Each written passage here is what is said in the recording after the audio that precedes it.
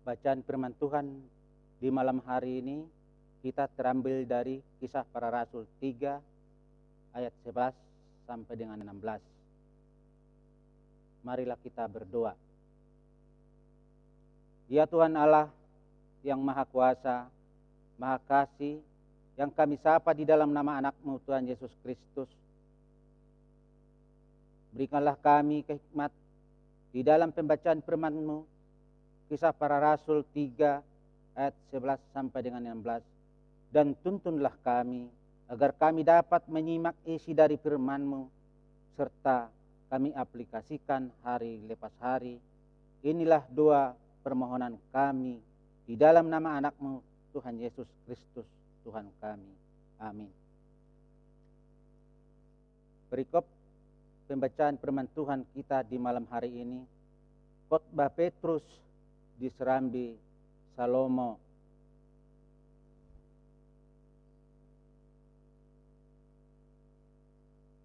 Karena orang itu tetap mengikuti Petrus dan Yohanes, maka seluruh orang banyak yang sangat heran itu datang mengerumuni mereka di serambi yang disebut Serambi Salomo. Petrus melihat orang banyak itu lalu berkata, "Hai orang Israel, mengapa kamu heran tentang kejadian itu? Dan mengapa kamu menatap kami seolah-olah kami membuat orang itu berjalan karena kuasa atau kesalehan kami sendiri? Allah Abraham, Ishak dan Yakub, Allah nenek moyang kita telah memuliakan hambanya, yaitu Yesus yang kamu serahkan dan tidak ditolak di depan Pilatus. Walaupun Pilatus berpendapat bahwa dia harus dilepaskan, tetapi kamu telah menolak yang kudus dan benar, serta menghendaki seorang pembunuh sebagai hadiahmu. Demikianlah ia, pemimpin pada hidup, telah kamu bunuh, tetapi Allah telah membangkitkan dia dari antara orang mati, dan tentang hal itu kami adalah saksi. Dan karena kepercayaan dalam nama Yesus, maka nama itu telah menguatkan orang yang kamu lihat dan kamu kenal ini. Dengan kepercayaan itu telah memberi kesembuhan kepada orang ini di depan kamu semua. Demikianlah firman Tuhan di malam hari ini. Yang berbahagia ialah kita semua yang boleh mengalamikan hari lepas hari. Bapak, Ibu, serta anak-anak yang terkasih di dalam nama Tuhan Yesus Kristus. Tema di ibadah akhir bulan Oktober tahun 2020 ini adalah mukjizat atau disebut kuasa Tuhan nyata. Dalam kamus Alkitab pengertian mukjizat adalah kuasa penyelamatan Allah. Tanda-tanda ajaib dan perbuatan kuasa yang dilakukan oleh Yesus pada rasul-rasulnya. Sedangkan mukjizat menurut Kamus Besar Bahasa Indonesia cetakan pertama tahun 1988 pada halaman 596 sebagai mukjizat adalah kejadian atau peristiwa yang ajaib yang sukar dijangkau oleh kemampuan akal manusia. Dalam kedua pengertian tersebut di atas dapat disimpulkan mukjizat adalah perbuatan ajaib oleh kuasa Allah yang sukar dijangkau oleh kemampuan akal manusia. Jadi mukjizat dapat terjadi karena ada campur tangan kuasa Allah terhadap sesuatu peristiwa yang tidak dapat dilakukan manusia. Sesungguhnya perkataan mukjizat bukanlah sesuatu hal yang baru di dalam kehidupan orang Kristen, karena kurang lebih 2000 tahun yang lalu mukjizat sudah ada, bahkan dialami, disaksikan oleh pengikut-pengikut Yesus. Bukti mukjizat terjadi dapat kita baca dalam Alkitab seperti Musa membelah laut terberau, Yesus menghidupkan orang mati, Yesus berjalan di atas, dan pada teks bacaan kita saat ini Yesus menyembuhkan orang lumpuh. Kisah Rasul 3 ayat 7. Mengapa Tuhan menunjukkan mukjizat terjadi?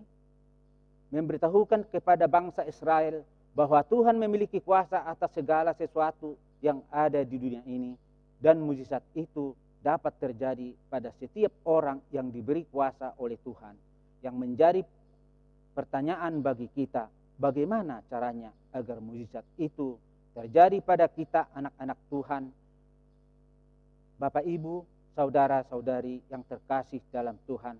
Melalui bacaan kita pada Kisah Rasul pasal 3 ayat 11 sampai dengan 16. Kita menemukan 4 cara agar mujizat dapat terjadi pada orang-orang Kristen, hamba Tuhan pada saat ini, yaitu yang pertama, jangan menolak Tuhan Yesus dalam hidupmu, ayat 11 sampai dengan 14. Yang kedua, jangan ragu terhadap, tetapi percayalah pada Tuhan Yesus Kristus, ayat 15 sampai dengan 18. Yang ketiga, jangan hidup dalam dosa, ayat 19 sampai 20. Yang keempat, jangan lalai melakukan perintahnya, yang ke-22 sampai dengan 26. Yang pertama, jangan menolak Tuhan Yesus dalam hidupmu, ayat 1 dengan 14. Salah satu penyebab mengapa orang-orang Yahudi tidak mengalami mujizat dalam hidup mereka, karena mereka menolak sumber mujizat itu sendiri.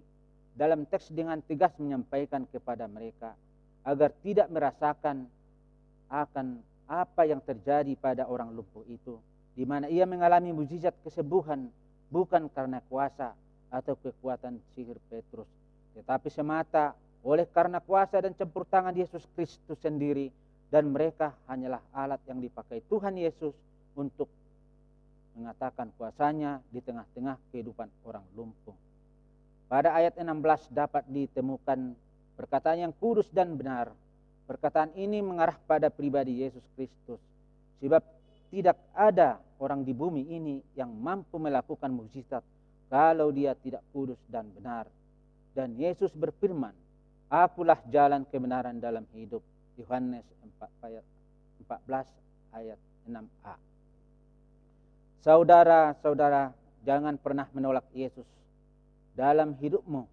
Kalau ingin mengalami mujizat, jangan pernah menolak campur tangan kuasa Yesus, tetapi undanglah dia agar ia dibebaskan dari segala beban persoalan yang kita hadapi. Jika ditanyakan kita masing-masing kita tentang hal penolakan Yesus, pasti kita mengatakan, saya tidak pernah menolak Yesus. Tetapi mengapa saya atau kita masih hidup dalam kedagingan atau dosa? Wahyu pasal 3 ayat 20. Yang kedua, jangan ragu tetapi percayalah pada Tuhan Yesus Kristus, ayat 15 sampai dengan 18. Banyak orang Kristen datang kepada Yesus tetapi mengalami kuasa Allah disebabkan keraguan-raguan, kurang percaya bahwa Yesus mampu menjawab beban pergumulan kita telah berdosa. Kita berdua syafaat, menyampaikan semua permohonan, pergumulan, tetapi terkadang hati kecil kita bertanya, apakah mungkin Tuhan mengabulkannya atau mustahil hal itu terjadi bagiku? Pada Kisah Rasul pasal 3 ayat 5 dan 7. Ayat 5. Lalu orang itu atau orang lumpuh menatap mereka dengan harapan akan dapat mendapatkan sesuatu dari mereka. Ayat 7.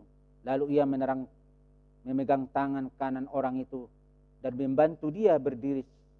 Seketika itu juga kuatlah kaki dan mata hati orang itu. Saudara-saudara, dari ayat 5 dan 7 pada nas bacaan kita ada beberapa faktor penyebab kesembuhan orang lumpuh, yaitu ia menatap mereka dengan harapan. Artinya orang lumpuh itu yakin penuh bahwa melalui Petrus penyembuhan akan nyata terjadi pada dirinya. Maka ia menatap utusan atau murid Yesus disebut Petrus. Menatap di sini bermakna membuka diri secara totalitas agar kuasa Tuhan berotoritas dalam hidupnya atau dirinya. Di samping itu ada upaya orang itu untuk keluar dari masalahnya. Jadi saudara-saudara, bawalah beban pergumulanmu pada Yesus dan nyatakanlah dengan jujur, sungguh-sungguh segala keterbatasanmu, dan biarlah Yesus akan menjawab beban pergumulan kita seturut dengan waktu dan kasih Tuhan. Yang ketiga, jangan hidup dalam dosa, ayat 19 sampai 20.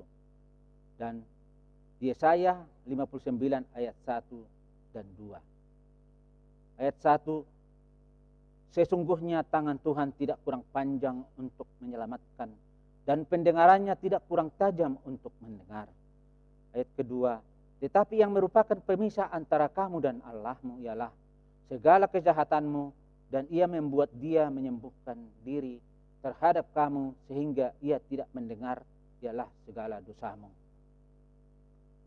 Bapak Ibu yang dikasihi Yesus, sesungguhnya Yesus mengenal siapa diri kita masing-masing. Sebelum kita membawakan doa syafaat, dia terlebih dahulu mengetahui apa pergumulan kita. Tetapi pada saat kita berkomunikasi melalui doa, mungkin kita seolah-olah memaksa dia, seolah-olah tidak tahu masalah kita. Padahal dia lebih dulu mengenal masing-masing kita daripada kita mengenal diri kita sendiri. Marilah kita bawakan semua beban pergumulan dan biarlah kehendak Tuhan yang terjadi seturut kasih Tuhan dan waktu Tuhan, sambil kita tetap berpegang harapan. Dalam iman, pada ayat 19 terdapat kata-kata sadarlah dan bertobatlah. Apa makna sadar dan bertobatlah? Sadarlah, kita harus menyadari siapa masing-masing kita di hadapan Tuhan. Kita harus menyadari bahwa di dalam menjalani hidup dan kehidupan ini, keinginan, kedagingan yang lebih dominan kita lakukan sehingga kita jatuh ke dalam dosa. Bertobatlah. Tuhan tidak pernah menghitung-hitung pemberontakan kita kepadanya, asal kita datang tersungkur di kaki salib Yesus dan menyesali semua pengkhianatan kita, semua terhadap Dia, maka Ia akan memanggil kita. Matius 11 ayat 2. Marilah kepadaku semua yang letih lesu dan berbeban berat, aku akan memberi kelegaan kepadamu. Inilah, undanglah Yesus Kristus kepada saudara-saudara yang mengaku dengan jujur segala keterbatasan, segala dosa, dan marilah kita serahkan semua beban pergumulan kita, karena Dia sanggup mengatasinya. Yang keempat, jangan lalai melakukan perintahnya, ayat 22 sampai dengan 28. Jadilah menjadi saksi Kristus di tengah-tengah hidup dan kehidupanmu, dengan memberitakan, melakukan berita keselamatan atau Injil, apapun profesimu, dan lakukanlah kasih bagi orang yang membutuhkan, dan ingatlah Dia yang lebih dahulu mengasihi kita. Oleh sebab itu, Bapak Ibu, saudara-saudari yang dikasihi Tuhan, jika kita menghendaki agar kuasa Tuhan atau mukjizat nyata di tengah-tengah hidup dan kehidupan kita, hendaknya kita hidup harus bersikap. Pertama, jangan menolak Tuhan Yesus. Yang kedua, jangan ragu tetapi percayalah pada Tuhan Yesus. Yang ketiga, jangan hidup dengan dosa. Yang keempat, jangan lalai melaksanakan perintahnya. Tuhan menguatkan, memampukan kita menjadi firman Tuhan sebagai suluh dan tongkat dalam menjalani kehidupan ini, dan marilah kita jadikan Yesus Kristus sebagai tempat curhat dalam mengatasi segala masalah kita. Amin.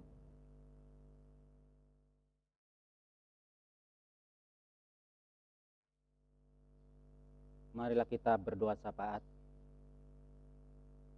Allah Maha Besar, Maha Kasih, di dalam nama anak-Mu Tuhan Yesus Kristus, kami di ibadah akhir bulan Oktober ini mengucap syukur atas berkat yang Engkau berikan bagi kami. Dalam satu bulan ini, suka dan duka Engkau berikan juga bagi kami. Oleh karena itu Tuhan, kami mohon Engkau mengasihi, memberi kami terutama dapat hidup, agar kami boleh kembali melakukan perintah-Mu dengan tuntunan Roh Kudus diam di dalam hati kami masing-masing. Jauhkanlah kami dari dosa dan tuntunlah kami ke jalan-Mu yang benar seturut dengan waktu yang Engkau berikan, dan biarlah kehendak-Mu jadilah melalui kuasa-Mu, dan mampukanlah kami untuk melakukan semua sesuai dengan firman-Mu. Persembahan yang kami berikan Berkatilah agar dapat dipergunakan untuk menunjang pekerjaan pelayanan bagi-Mu ya Tuhan. Dosa yang kami lakukan di bulan Oktober ini Tuhan, hapuskanlah dari diri kami masing-masing, sehingga kami layak menjadi anak-anak-Mu. Doa ini kami alaskan melalui anak-Mu Tuhan Yesus Kristus, Juru Selamat kami. Amin.